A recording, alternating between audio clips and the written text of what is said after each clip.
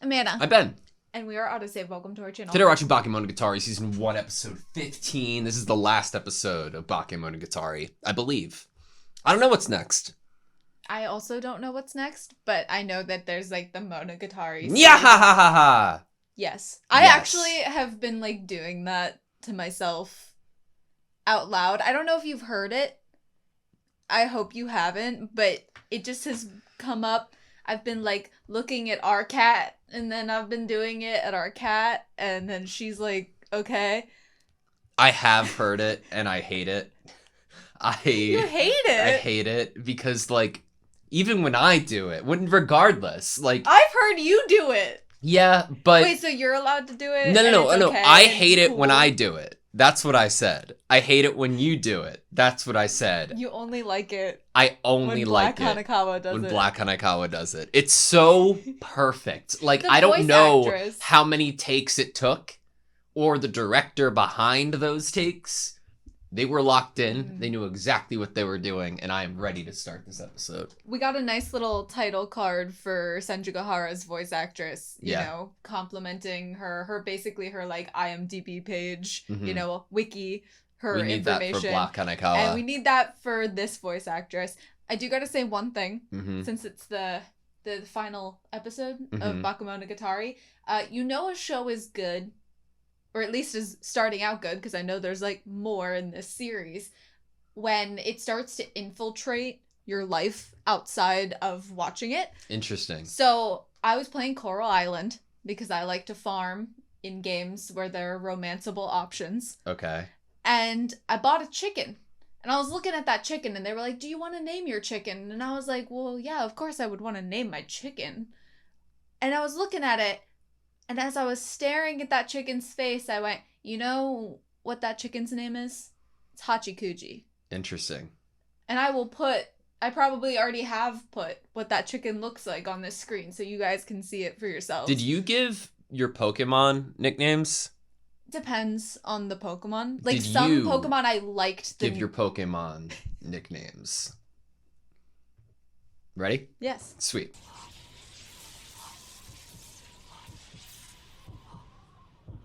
You can fix this, Araragi. Will you? Love is something to be stolen without hesitation. Whoa!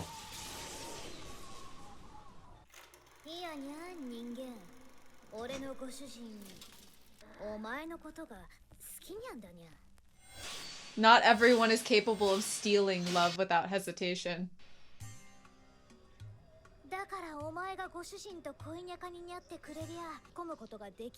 Dude, the animation is insane. I wonder if Senjugahara knows. Look at it.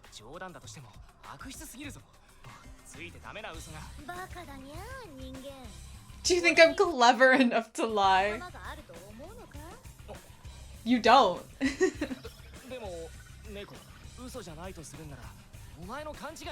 The one eye closed.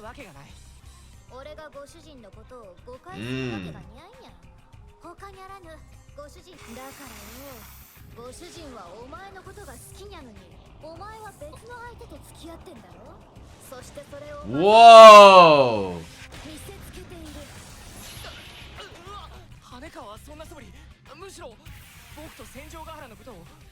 They only got worse and worse.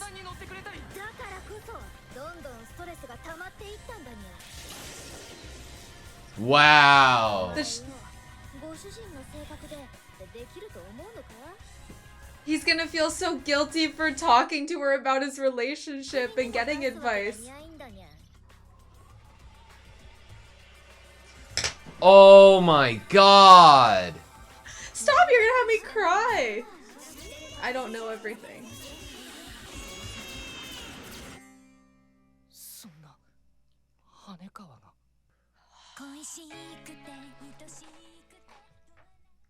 I would like to start like an opinionated list of the best crying scenes in animation. Ooh, okay.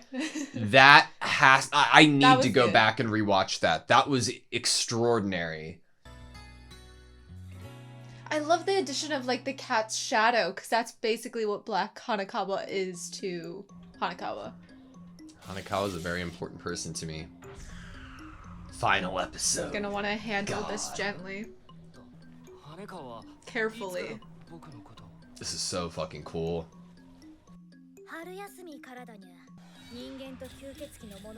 Whoa! Whoa! What?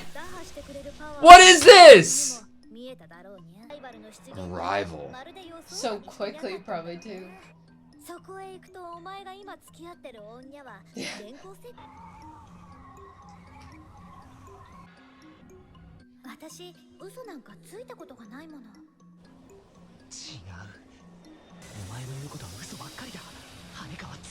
Hmm.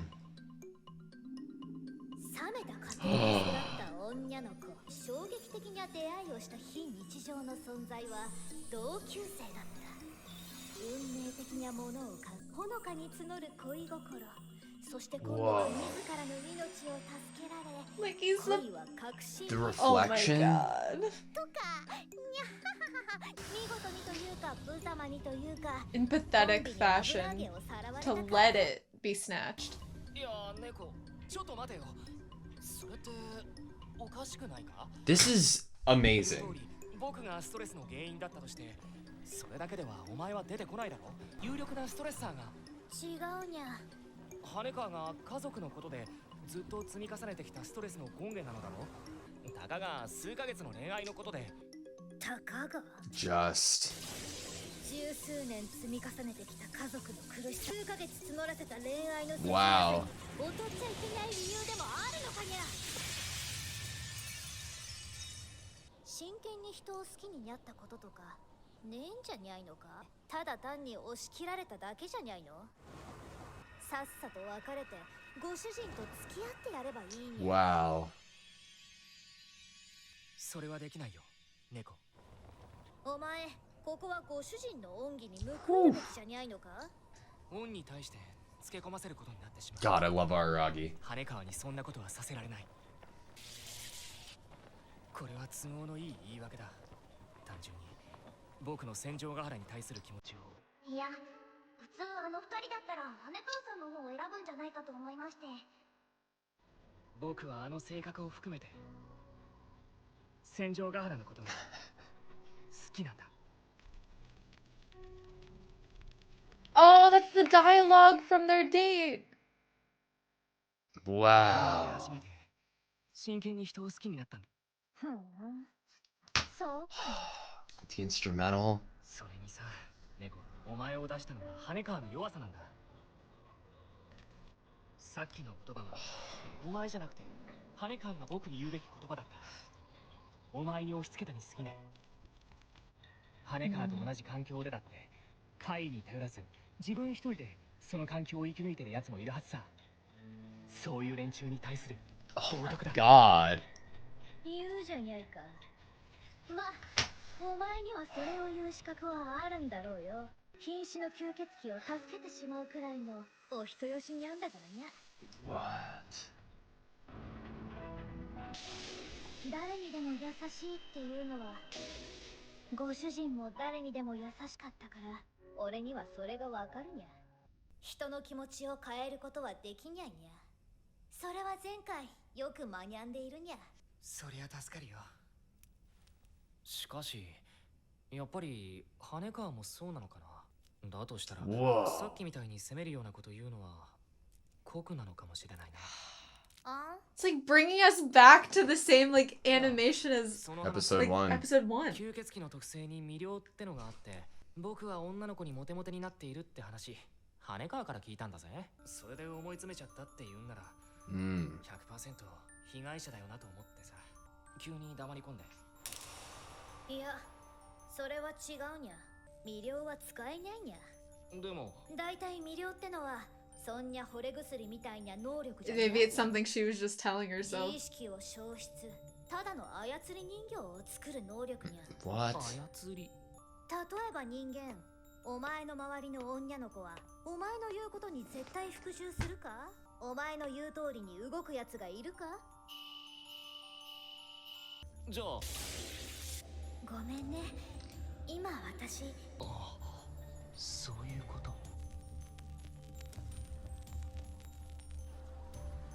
Wow. A painful wish. 変えられにゃいにゃ。しかしにゃるほどもにゃかったにゃ。 I wish that it was just some charm. バラしちゃったにゃ。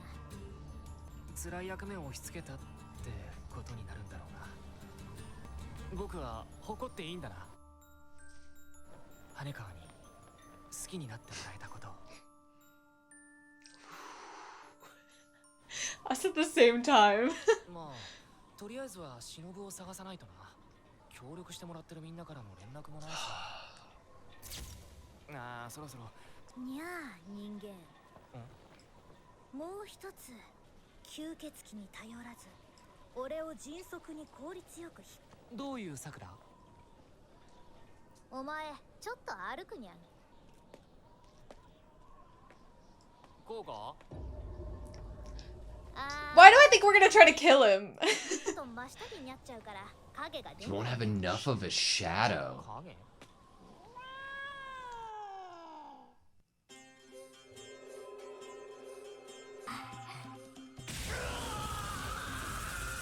What the fuck?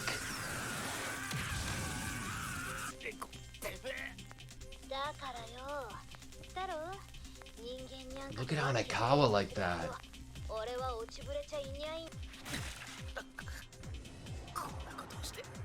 The hair looks black.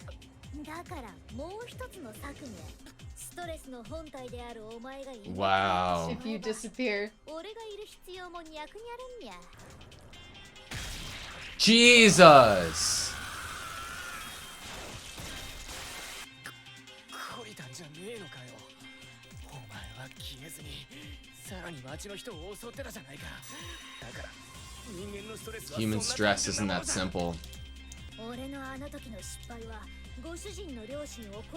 You only Because I hospitalized them? didn't kill. でもそれもまた羽川の裏面で羽川の言葉でもあるんだ。命の恩人。羽川のためなら僕は何だってする。羽川のために死ねるのなら。 No. Such a him thing to say. But Senjigahara. Did you see the vampire teeth? Think about Konbaru, you know? Think about what happened there.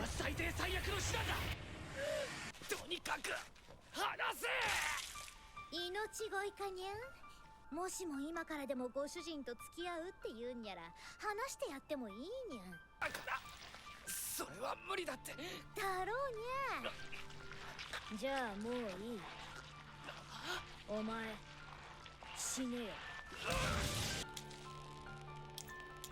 What can you do? 誰かに助けでも求めてみるかにゃ。今まで散々いろんなやつを助けてきたお前にゃ。誰かが The headaches never went away, so it's not like using Shinobu would permanently get rid of Black Hanekawa.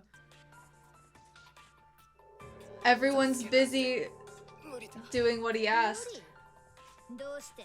だって人は一人で勝手に助かるだけだから。問題はお前がどういう気持ちでいるのかにゃ。お前を助けたいと思っている奴が一体どれだけいると思っている。 We want to save you. それをお前は一人残らず。 Are you gonna reject every single one of them? 悲しむだろうな。 They'd be sad. 羽川も戦場ヶ原も助けて忍ぶ。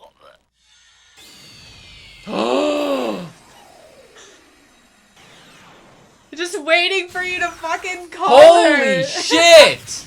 Oh my god!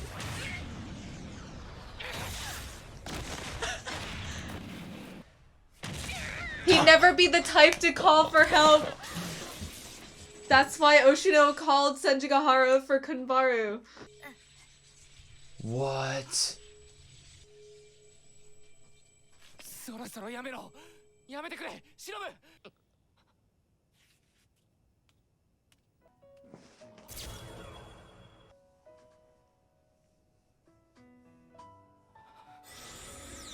Wow. Black Hanakama was leading to him a place where he could call for Shinobu. He just needed to get himself to that place mentally where he was willing to ask for help. Those who save others.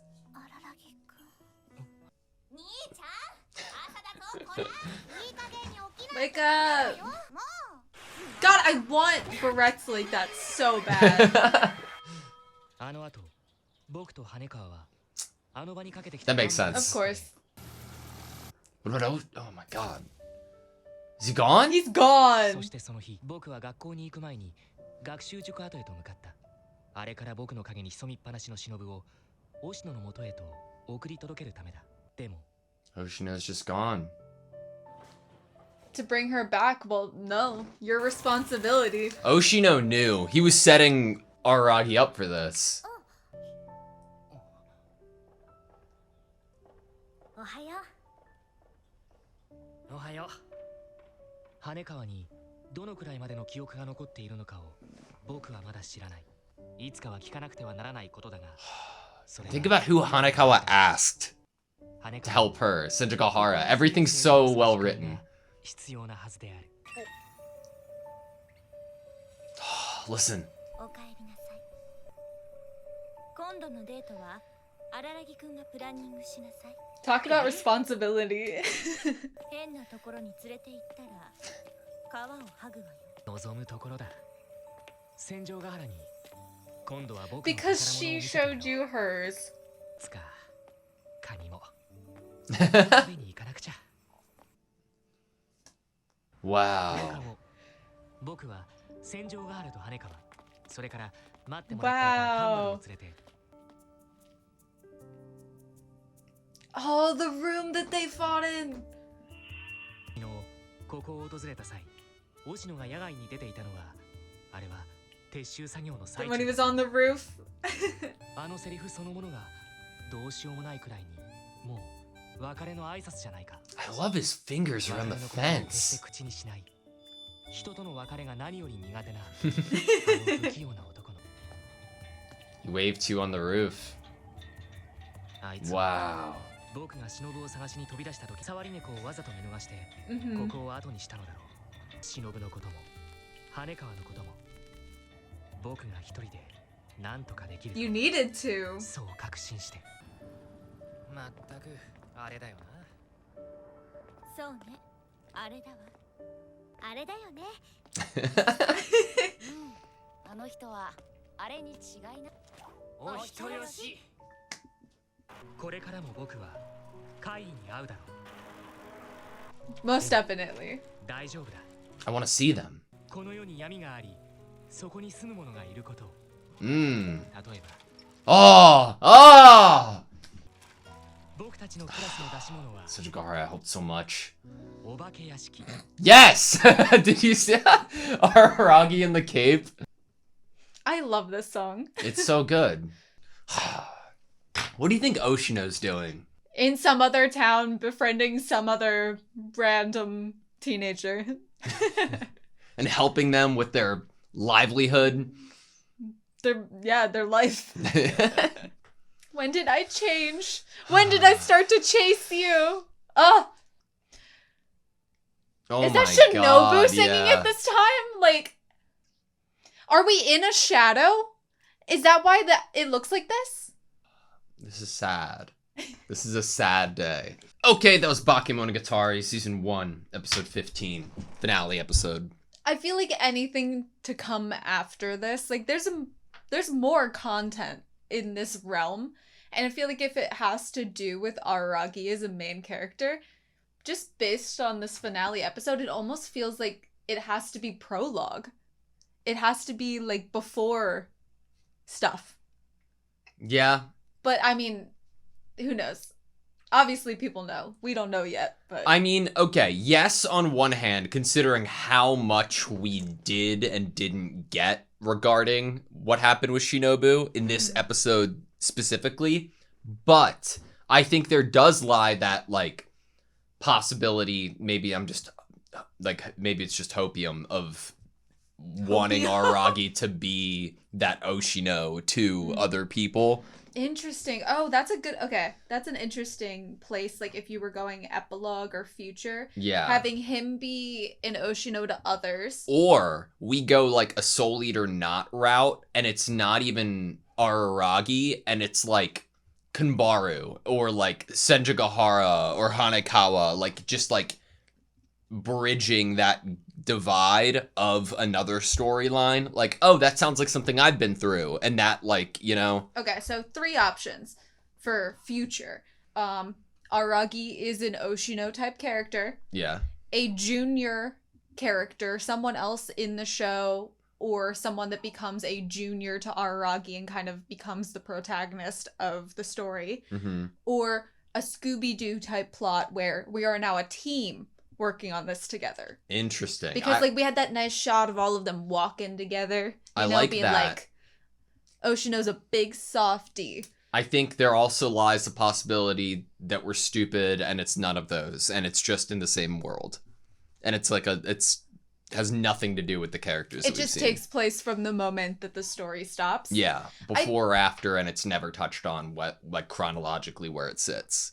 I will be incredibly shocked if one of the pieces of content that is to come is not the prologue of Spring Break. Okay, if this episode went differently, if we have to bring it up in a second, but if this episode went differently, I would argue against your point. I would say it doesn't need to be, but I'd want it. But there were so many unknowns brought up that we have never seen before in this episode. At least I don't remember that we've seen before, that make me feel like they need to be touched on. We saw bits of what we're about to show in episode 1. Yeah, but most of them were focused on Shinobu, not other characters. There was like, I think there was like some sort of shape of a man in the street that is similar to what we get. Yeah. I wish I could look at them at the same time, like side by side comparison of like what is actually explicitly given. I mean, we get context to what happened in terms of like Shinobu was about to die. Mm-hmm. It looked like she was, but now we know that like we saved her there for sure. And there was somewhat of a fight going on here that she was involved in with maybe other vampires. Other vampires or other oddities. I don't know. They give vampire energy. I agree with you. And it's also interesting because like the idea of oddities that we've seen within Bakemonogatari seem inherently different than a vampire. Like obviously same category of oddity, but in terms of like classifying them or subclassifying them, vampires almost give more of like a demi-human or walking within a similar realm as humans, more so than the crab. Maybe like the ones that are more immersed in human society. They have a body. Have more of an emotional connection. They can blend in too. Yeah. So I think that my current theory or read of what happened in this scene that we're about to go over before we look at it again is I think that based on Aragi's personality, a lot of lines that we've been given, like when we met Hachikuji, we have the line like, person or beast, he will be the first to help them. Mm-hmm. And then in the last episode, Black Hanekawa is kind of like, you don't know your place, we don't want to be friends with you, like you are too casual about this idea that he would maybe run in and save just anyone or anything. It makes me think that what was happening here was not something he was originally involved in. And it was purely Shinobu being involved in maybe this territory fight with other vampires, some situation with other vampires. He happened upon it and inserted himself, as we know that he is one to do, into what was happening here. 5th potential going forward. Assuming Shinobu just flat out lost in this fight and Araragi helped, whoever she was fighting against would get away. What if they come back? Right, if she was left meowtily wounded, then I would assume that the other guys got away. Yeah. Which could lead to, in the future, they might be back. which could be cool, especially because Araragi and Shinobu have like a different dynamic and relationship now, where they basically are, what's the word with the little fish that's like attached to the shark that helps clean it sometimes?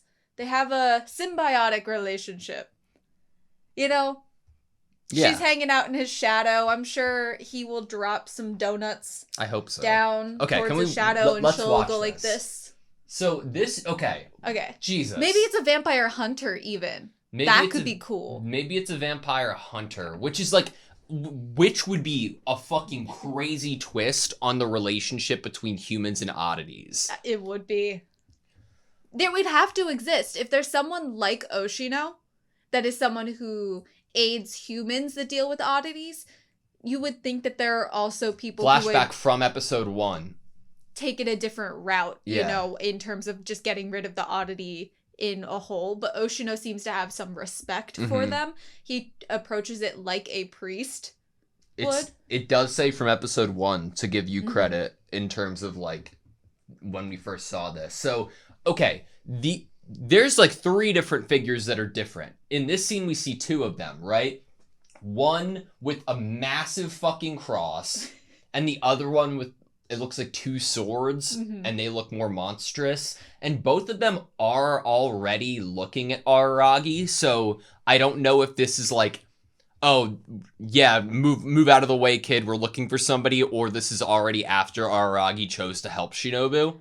I picture that this street that we have up on the screen is like in like a cross or X, and at this side is the guy with the cloak, and the other one is Shinobu, and Araragi's just in the middle of it. Interesting. I love the do not enter sign right in front of him. He's backing up. Kiyomi Vamp. It's like Hitagi Crab, Tsubasa Cat. So the 2 of them are to the left and right are Araragi. It's like, and right behind him is this figure with like a black cloak with gold crosses on it. He is so, like, you don't give a person this outfit unless you're going to elaborate on them at some point in the future. I mean, just the character designs even... I mean, come on, this guy having the giant cross that at the bottom, there's like this handle for him to hold it like over his shoulder. If Oshino was... This is like Oshino's brother or something. Like, evil brother. Siblings. Like, what is this? Okay. This is a vampire. I could be sold on the idea that this is a vampire as well, but it's obviously more like beast form, you know? The only reason I could think that vampires would be fighting is somewhere in here is a vampire hunter or multiple vampire hunters wanting the credit for killing a vampire. Or there's like a territory fight. A territory fight, or like my like these are all the vampires that have been around the longest, and it's more like a my family in line is more important than yours, or like we're gonna finally see which one of us is the strongest. I don't know. Yeah. Territory is a good route to go down. I just can't think of why else they would all just randomly be in this one location facing each other. Like, I mean, like, if what would Shinobu have to do? You would have to stunt on their ability to feed, maybe uncover their identities, try to save a human. Like, there's so many routes that you could go down. We see the cross fly by Araragi, and doesn't that like feel like it's pointed at Araragi already? Well, no, not if he's in the middle of... True. Like, honestly, if you're in a fight with vampires and other things in the middle of the night and there's just a random human there, I don't think you would care much. What is he doing to adult Shinobu right here? Is it like going after her or like hugging her? It's biting her? And ripped her arm off? This is wild. And Hanekawa was watching it all. Is this after she changed him? It has to be for him to have done that to her arm, yeah. Interesting. So maybe this is an after. Like, Hanekawa has been watching multiple... Like, Hanekawa wasn't there for the road crossing time, but I think that what we saw with the fighting Shinobu must have happened after we saved her from being wounded. Therefore... Koyomi becoming Koyomi Vamp, And then Hanakawa was witnessing his interactions with Shinobu after that. Yeah. Jesus. It's so interesting. Huh. I wonder if she was, like, training him. This almost feels like it could be read as, like, training arc for my minion. Or maybe he's, like, mad at her for turning him into a vampire. And she's like, okay, come at me. What's most fascinating to me is, like, how Shinobu feels towards Araragi at this point in time. Like, the outro being from her perspective and basically her voice.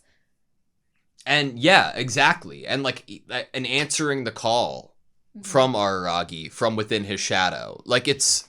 And like, Black Hanakawa has a line in this episode that is like, you really thought that like I would want to be friendly with you.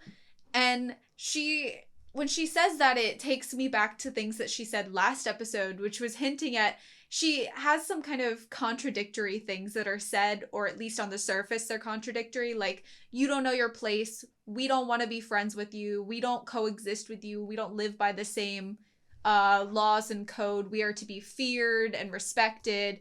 But then she also has lines that evoke that she believes that Shinobu was jealous. Yeah. Or wanted something from Araragi. And that was different. Which, if you think about the lyrics in the outro, it's like, when did I change? Mm-hmm.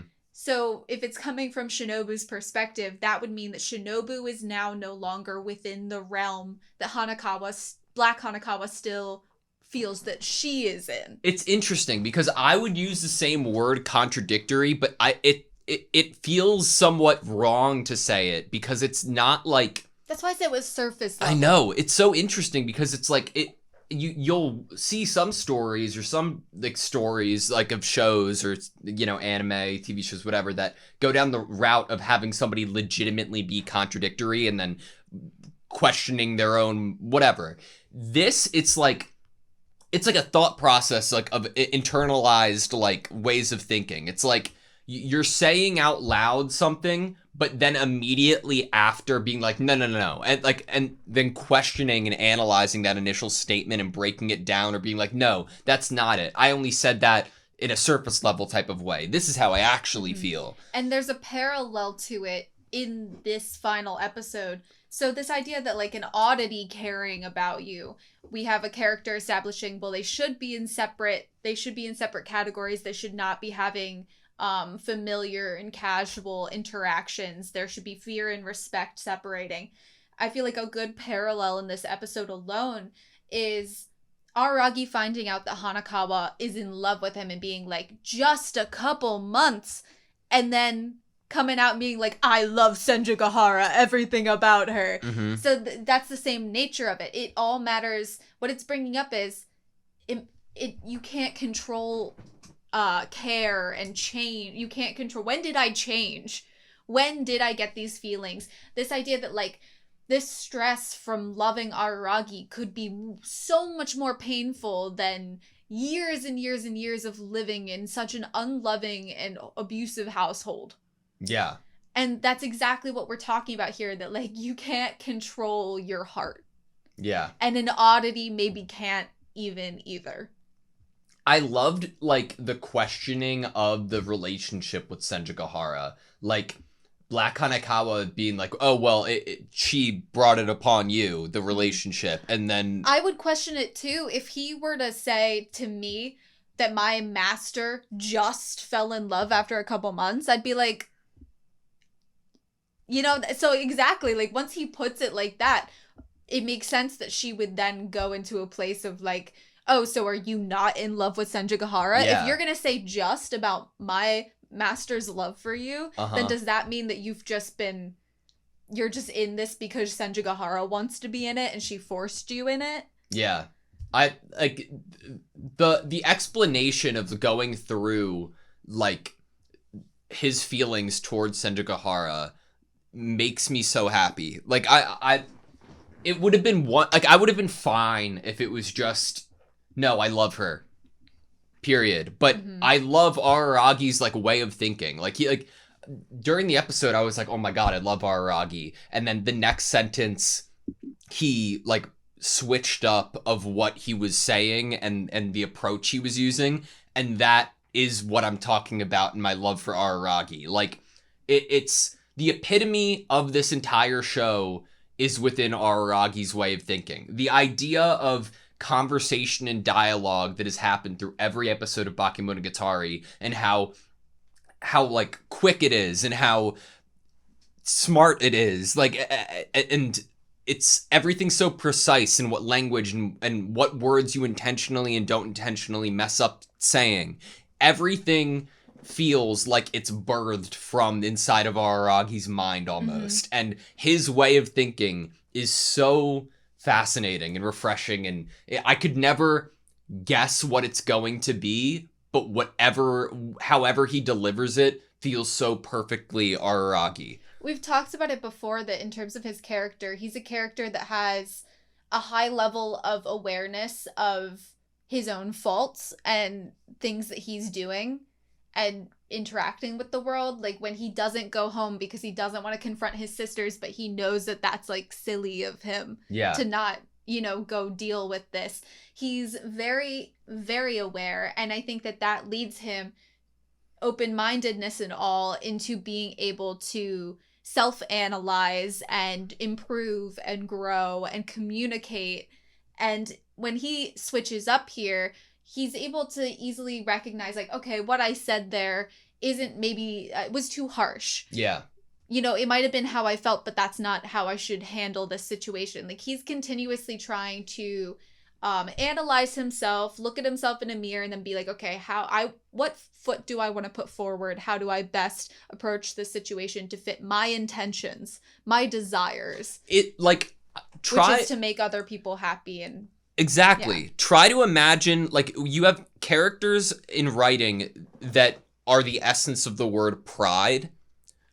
Imagine where Araragi falls in terms of pride and in terms of, like, it being selfless and wanting to help people. It's such an area that's untouched that, like, I'm losing my mind thinking about it. Because what do you have to be as a person to be able to abandon all the bad aspects of pride where you can't imagine yourself doing something wrong?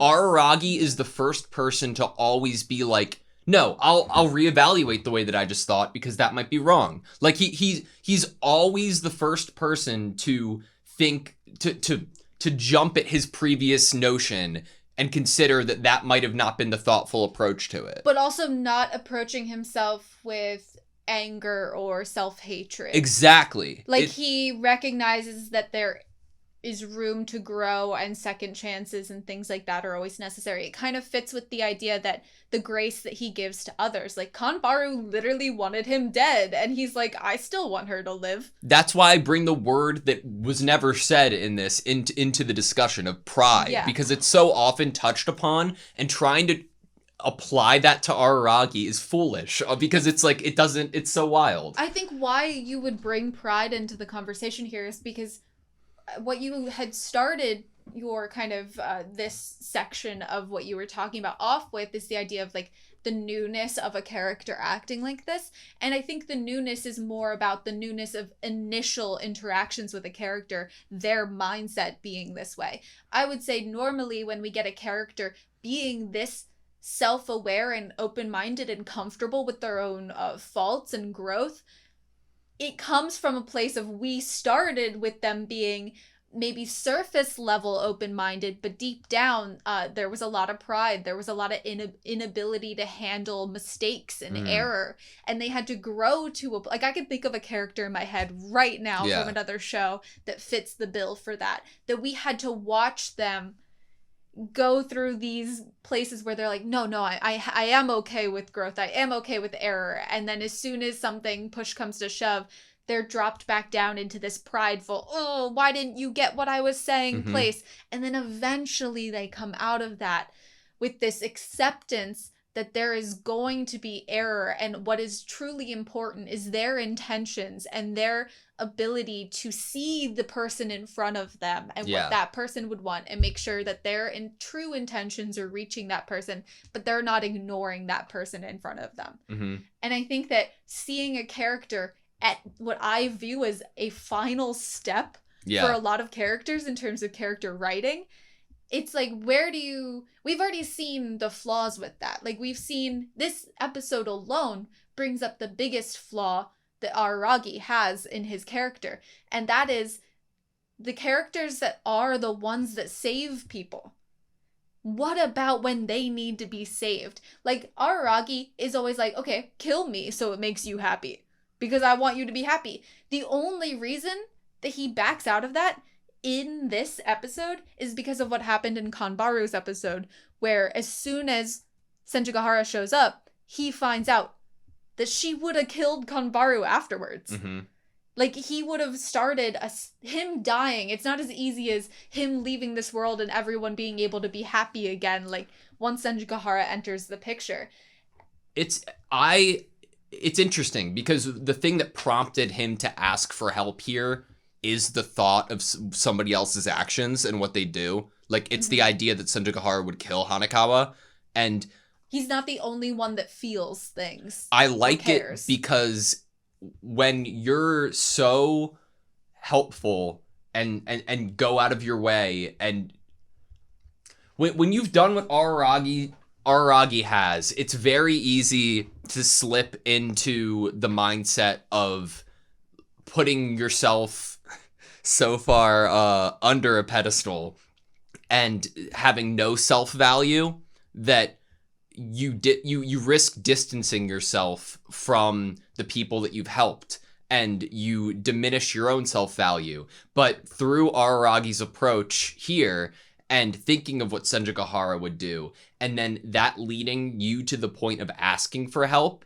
it narratively puts you what we visually see at the end of the episode with the four of them together. Mm-hmm. It minimizes the distance that you are and your own, like, lessened self-value by inevitably asking for help. And, you know. And I don't think that's the only thing that pushes him to ask for help here. I think that Black Hanekawa has attempted 5 different things within this conversation to start chipping away at giving Araragi the answer. The most physical being getting him in a place where he would have a shadow. That's the most physical. But we attack his idea that he has a vampire charm that is convincing these girls to do these things, and not because they actually like him. We're getting rid of that excuse. We are reminding him that right now, yeah, he might be alone, but that's because there are a bunch of people who care about him that are literally running around the city right now for him because he asked. And they would do it for him because they care about him, not because of his charm, but because it would be helpful to him. Yeah. And so we're giving him these kind of almost reasons of why you should exist. This reminder that there are people that would care if you were gone. Like, yeah, Senjugahara might kill someone, but there are also people that would be sad. Like, so you're reminding him that, like, you want people to be happy. Your death is going to bring a lot of unhappiness and a lot of pain to a lot of different people. Like it or not, by helping these people and involving yourself in their lives, you have made yourself irreplaceable. Which is basically what I view is what happened with Shinobu. Yeah. Is that by this human interacting and saving this vampire, it has pushed an oddity into a place that they probably were never in before in terms of how they viewed a human. Especially when we get, I think it was last episode where we get the difference of Hanekawa's like, a vampire only drinks the blood for food or to create a marionette, a minion, you know? And it doesn't feel that Araragi is in either of those places in Shinobu's mind. At least currently. Maybe initially if I view what I had seen in that flashback as some sort of training arc, then maybe I could view that initially she was giving herself an excuse, convincing herself that she turned him into a vampire to use him. Aragi's so cool. He's so, like, I feel like I've discovered why I've loved Senjigahara all along in this episode. I think that subconsciously I've loved her all along because she can see in Araragi what I can see in Araragi. Mm-hmm. It's so interesting. Can we read a couple lines here? Yeah, of course. This is when Hanekawa's questioning the relationship that Araragi has with Senjigahara. Are you just dating that girl because she pushed you into it? Then you may as well dump her and get with my master. I love that Black Hanekawa disappears several times for this episode and it's replaced with actual Hanekawa, or when Black Hanekawa is pictured as having black hair. It's such a cool choice that there is very little attention brought to it, and that's why I love it just so much. I can't do that, Kat. Pause for a second. I know we're going over lines, but I have to say it before it disappears. Does he not give Sasuke from Naruto with the hair blowing and the collar up right now? Just maybe put something around his waist, like a... Sorry. I was thinking it during the episode, and I was like, I need to eventually say this to Ben. Interesting. So I chose the worst time possible. It's fine. To do it. Why not? Don't you need to repay my master for everything that she's done for you? God, I love the lighting that they give Araragi here, because in some, like when it's close up, it's white, but when it's further away and panned out, he almost blends into the background, and it's almost like a floating head and arm that he has. If I did that, Hanekawa would just be taking advantage of my debt to her. Such a good line. I don't want to make her do something like that. The lights come on. No, that's not it. So this is what I was referencing earlier when Araragi brings up that viewpoint. I'm like, it's almost like I feel like that. That's not it. When he says that, I'm like, I love you for thinking that. But why I really love you is what you're going to say next, because 9 out of 10 people would have believed that excuse. Mm-hmm. And you're not going to let anybody believe that excuse. You're going to break down and shatter that excuse for what it is and strengthen what the truth is. That's not it. That's just a convenient excuse. It's really just that I can't deny my feelings for Senjigahara. It's so great. It's fantastic. Then we get the flashback for Hachikuji.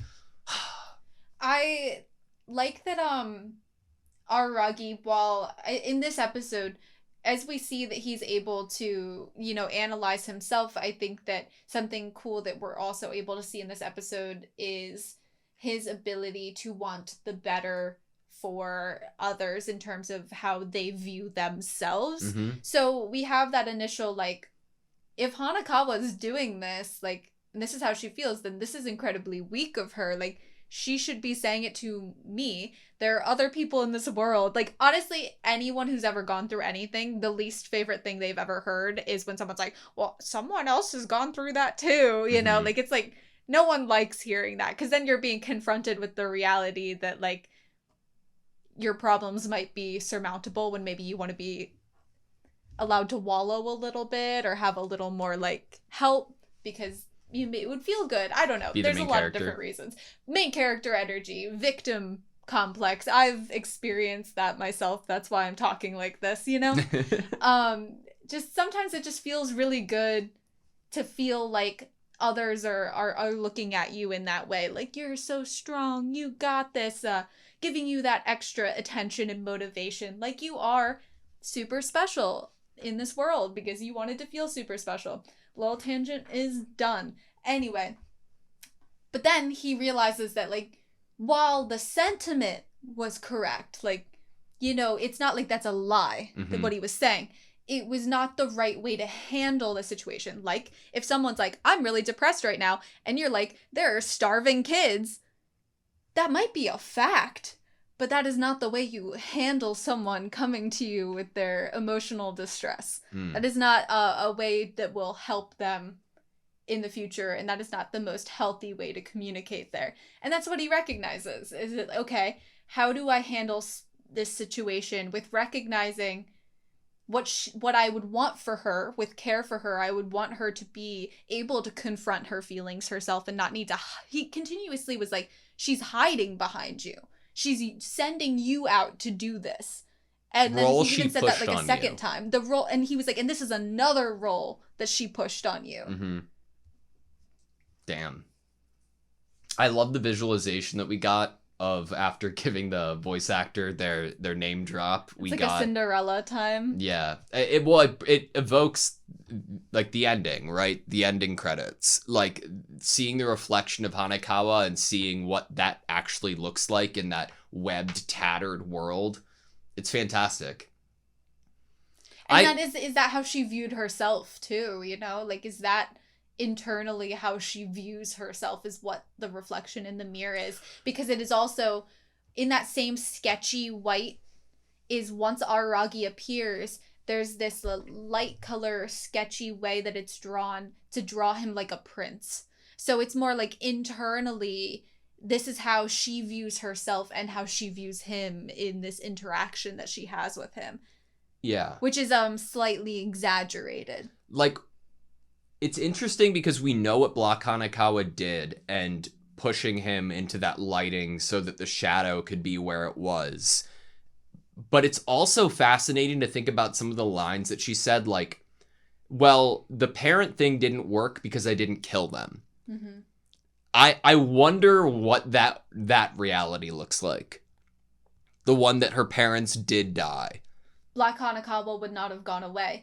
Because I think we're getting to the root of the issue when Araragi says to Black Hanekawa, she sent you out here to do this. If Hanekawa is continuously throughout her life going to send Black Hanekawa out subconsciously to deal with her stress, these moments of stress that we've been introduced to for Hanekawa in this series are not going to be the only stressors and only time she's ever emotionally like compromised. Do you think she would have momentarily gone away? I would say by the narrative plot that's been set up, she wouldn't have, because apparently the headaches never went away, and it was and we are getting dialogue that gives the idea that the new focus of the stress was Araragi. So even if the parents had died there, we still would have been in love with Araragi and dealing with the stress of his relationship with Senjikahara. Interesting. So I think that what we're getting at is killing them is not going to completely save and or help Hanekawa. I think killing them would have stopped her from going after other people. Until the Araragi pressure comes up. Right, but what Shinobu did also did that. Yeah. Plot-wise. I agree that, like, yeah, killing the parents would have initially stopped probably. Because we know that after they were hospitalized, Hanekawa then did go out and continuously hurt people. Which is probably manifested of the thought of what's going to happen when they come home. Right. The fact that they're not dead, the fact that there will be a time that they return home. That is true. And or, I mean, it could be read as that, or it could be read as the fact that this is an uncontrollable oddity that is supposed to be feared. Yeah. And not necessarily living by like the laws and thought process of a human. Mm-hmm. So it could just be like murder spree, you know, in terms of thought process. Like, I've gotten a taste for this, and now I'm going to continue doing it because it is Black Hanekawa that's doing it. This oddity. Have anything else? I feel like I probably do.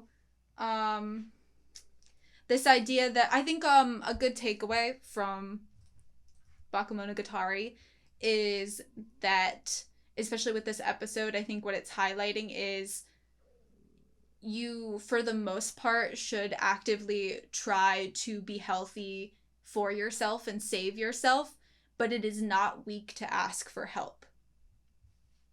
I agree with that. So what we're seeing is in that conversation is like all of these people, like we view that they should try actively to save themselves, and you should, for the most part. You're your own best friend at the end of the day. You have to live with yourself.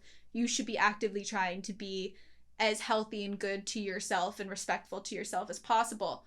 but it is not weak to ask for help and or accept a hand that has been reached out. But you should never become reliant on it. Yeah. I feel like the author or writer for this show in the series, I'm just so impressed. Like, I'm so thankful for people who are able to envision a story and let it be its own complete work and then move on. Like, I love Bakemonogatari, but I love that there isn't a season 2 to it. Mm-hmm. I don't know what's to come, but if it ends up being a season 2 and it's a different name, my point still stands that Bakemonogatari is its own thing. Mm-hmm. And this is a standalone story, and whatever a season 2 would be, quote unquote, would also be its own kind of complete work. Yeah. That almost just complements the first. It's not even complements it. It's just different. And that it has reason to exist other than the reason that it was a season 2. Yeah. I find that I think it's just subjectively me, but shows that I would fit into the same vein of Bakemonogatari in terms of writing are so significantly important to me and stand out after we're done watching it. When you're able to talk about a show like this with somebody else or alone and being able to just rewatch it or be like, hold up, I know the episode ended, but I'm going to click through so that I can reread this dialogue or see the editing choices that they made or see the minuscule details and have that passion for that show be rewarded with how much detail that was put into it. It feels so special and significant, and it makes you wish that there was more like this in media and in the world. But it's really, really important to me. Like, I this show will forever be with me because of every ounce of effort that I have caught and everything that I haven't caught yet, and that I hopefully will on all of my rewatches of it. It's so important. Thank you, Bakemonogatari. Thank you, Senjogahara. Excited to see what else is next, for sure. All right, that's all I have you. Yeah. Thank you guys so much for watching this video. Please like, comment, and subscribe. We hope to see you next time.